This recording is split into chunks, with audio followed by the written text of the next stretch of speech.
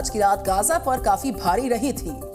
Israel के हजारों सैनिक गाजा में घुस चुके हैं, मगर इस ऑपरेशन से पहले गाजा में पूरी रात बम बरसे हैं।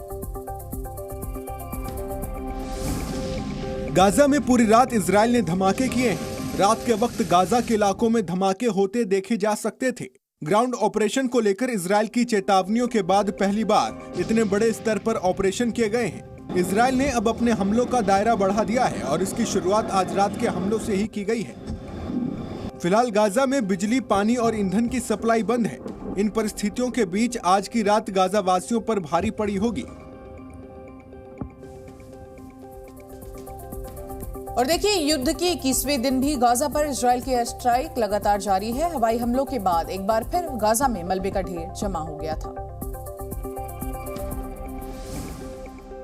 गाजा पट्टी का हर शहर इजराइल की बमबारी से जूझ रहा है। खान यूनिस में इजराइल के हमलों के बाद का हाल आपके सामने है। दावा किया जा रहा है कि इजराइल के हमले में यहां एक ही परिवार के 20 लोग मारे गए हैं। यही हाल गाजा शहर का भी है। इजराइल के फाइटर जेट्स का कहर यहां इस कदर टूटा कि ये बिल्डिंग पूरी तरह तबाह हो गई। दिन के साथ रात में भी गाजा पर हमले किए गए। इन तस्वीरों में आपको इजराइल के शहरों में चमचमाती लाइट दिख रही होंगी, तो वहीं इस इलाके से सटे गाजा पट्टी में रह रहकर धमाके हो रहे थे। तो इजराइल की नेवी ने कल पूरी रात गाजा पर जमीनी अटैक्स किए। नेवी ने इस बीच जो लेटेस्ट ऑपरेशंस हैं उसकी तस्वीरें भी जारी की हैं। देखिए जरा अगली रिपोर्ट में। इजराइल के नेवल कमांडोज ने कल दक्षिण गाजा पर कहर बरपाया है। कल पूरी रात समंदर के पास गोलियों की आवाज सुनाई दी। रात के वक्त हमास के कई आतंकियों का खात्मा किया गया है। एक तरफ इजराइल की पैदल सेना और वायुसेना अपने ऑपरेशन चला रही थी, तो वहीं समंदर में हमास के आतंकियों पर भी ताबड़तोड़ हमले हो रहे थे।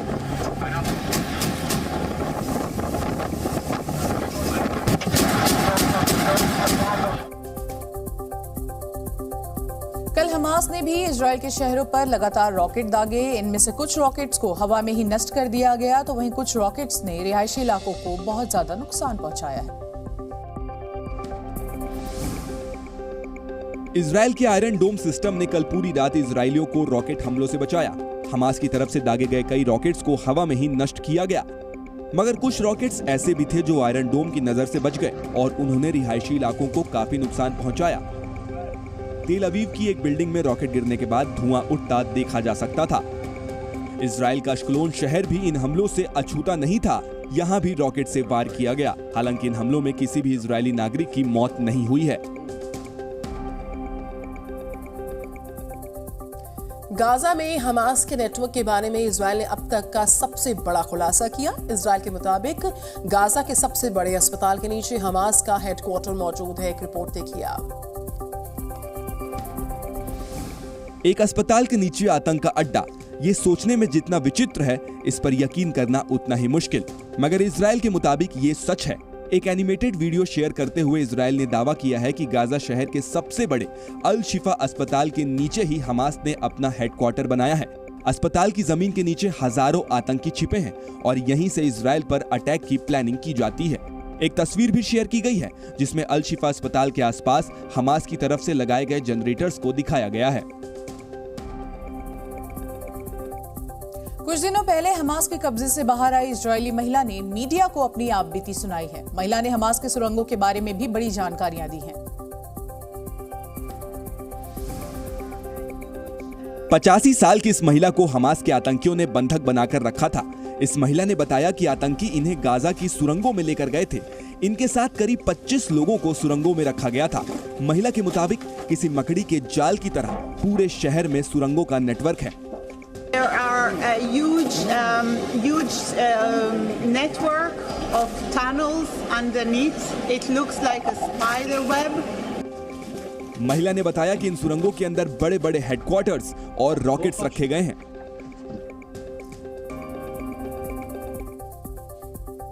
तो जंग के बीच दुनिया भर के देशों में इजराइल का विरोध लगातार हो रहा है। बाकी जो मुस्लिम देश हैं उनकी तरह पाकिस्तान में भी इजराइल के खिलाफ नारेबाजी जमकर हुई। पाकिस्तानियों ने कल कराची में इजराइल और अमेरिका का झंडा एक साथ जलाया। फिलिस्तीन के समर्थन में निकली रैली में सैकड़ों लोगों ने हिस्सा लिया था। इसी तरह दूसरे मुस्लिम देशों में भी फिलिस्तीन का समर्थन दिखा। जॉर्डन में तो एक साथ हजारों लोग सड़कों पर उतर आए थे। ये सभी लोग फिलिस्तीन की आजादी के लिए नारेबाजी कर रहे थे। इसी तरह तुर्की में भी जुमे की नमाज के बाद हजारों मुसलमान फिलिस्तीन के समर्थन में अपने अपने घरों से बाहर निकले थे।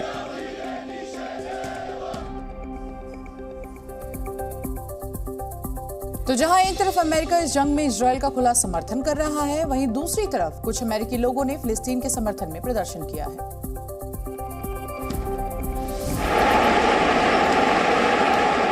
ये तस्वीरें न्यूयॉर्क के एक मशहूर रेलवे स्टेशन के अंदर की हैं। यहाँ सैकड़ों की तादाद में पहुंचे प्रदर्शनकारियों ने स्टेशन के अंदर ही नारेबाजी शुरू कर दी। अपने साथ पोस्टर्स और तख्तियां लेकर पहुंची इस भीड़ ने गाजा में फौरन युद्ध रोकने की अपील की है। इन लोगों का आरोप है कि गाजा के युद्ध में इजरायल का साथ देकर बाइडेन सरकार अमेरिका को बदनाम कर रही है। तो भारत और मलेशिया की सेना ने ज्वाइंट मिलिट्री एक्सरसाइज की। 30 सेकंड में उस ट्रेनिंग की तस्वीरें आई आपको इस रिपोर्ट में दिखाते हैं। ये तस्वीरें हैं हरिमऊ शक्ति अभ्यास 2023 की। इस युद्धाभ्यास में इंडियन आर्मी और मलेशिया की सेना ने भाग लिया था। मेघालय के उमरोई में घने जंगलों के बीच दोनों देशों के सैनिकों ने युद्ध के कठिन हालातों में ऑपरेशन पूरा करने की प्रैक्टिस की। किस तरह हेलीकॉप्टर से उतरना है, कैसे अटैक करना है, मिलिट्री ऑपरेशन से जुड़ी सभी बारीकियों पर दोनों सेनाओं ने मिलकर काम किया। इस मिलिट्री ड्रिल में दोनों ओर से करीब 120 सैनिक शामिल हुए थे। और चलिए बात कर लेते हैं मैक्सिको की। मैक्सिको में आए ओटिस तूफान से भारी तबाही मची है और तूफान के बाद सड़क पर बिखरे सामान को लूटने के लिए लोगों की भीड़ जमा हो गई थी। एक तरफ तूफान से सब कुछ बर्बाद हो गया, तो वहीं आपदा को अवसर में बदलते हुए कुछ लोगों ने लूटपाट शुरू कर दी। सड़क पर मलबे के बीच जिसके हाथ जो लगा वो उसे लेकर धीरे धीरे वहां से निकल रहा है। मैक्सिको के एकापुल्को शहर में सैकड़ों गाड़ियां भी कबाड़ हो गई हैं। इस डिपार्टमेंटल स्टोर में रखा सारा सामान तितर बितर हो गया। जो कुछ बचा है उसकी सफाई की जा रही है। तूफान के साथ यहाँ बारिश का भी कहर दिखा। मोबाइल कैमरे से ली गई इन तस्वीरों में आपको बारिश के बीच टूटी हुई छत दिख जाएगी।